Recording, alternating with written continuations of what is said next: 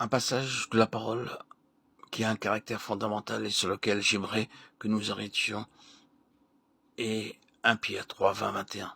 Lorsque du temps de Noé, la patience de Dieu attendait et que se construisait l'arche dans laquelle un petit nombre, savoir 8 personnes, furent sauvées à travers l'eau.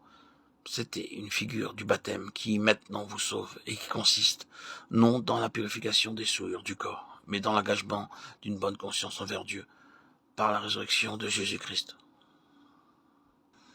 J'aimerais simplement souligner la dernière partie de ce passage, l'engagement d'une bonne conscience envers Dieu par la résurrection de Jésus-Christ.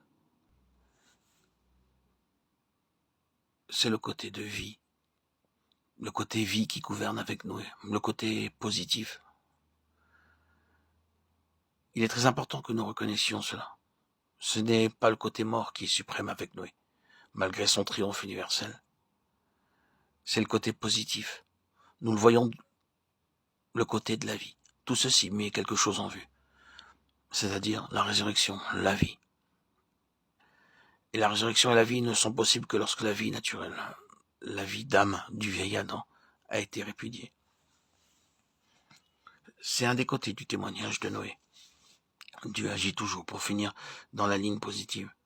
Bien qu'il dise des choses terribles, la mort de tous les êtres créés a été décidée par moi. Je vais les détruire ainsi que la terre elle-même. Dieu n'a jamais voulu que la soif, la faim. Dieu agit dans la ligne positive. Il réagira pour assurer quelque chose qui réponde à sa pensée originale. Il n'abandonne pas sa pensée en disant « Je ne pourrai jamais faire ce que j'aurais voulu ». L'homme a rendu impossible l'accomplissement de ce qui était sur mon cœur. Je suis défait. Je suis dans une situation désespérée. J'effacerai tout cela et essaierai autre chose. Il n'en est jamais ainsi pour Dieu. Et quels que soient les moyens auxquels ils doivent recourir pour revenir à sa pensée, il ne fait jamais que revenir à sa pensée pour l'accomplir. Il agit et réagit en gardant toujours la ligne positive. S'il n'en était pas ainsi, Dieu serait défait et encore défait et encore défait. Il serait comme un Dieu désespéré, impuissant, qui ferait de futiles tentatives tout au long de l'histoire. Et la plus grande faillite que cet univers ait jamais vue aurait été la mort de Jésus-Christ. Or, nous savons que la mort du Seigneur Jésus a été le plus grand triomphe de Dieu que cet univers ait jamais connu. Elle a ouvert le chemin pour une nouvelle création. Dieu agit toujours dans la ligne positive.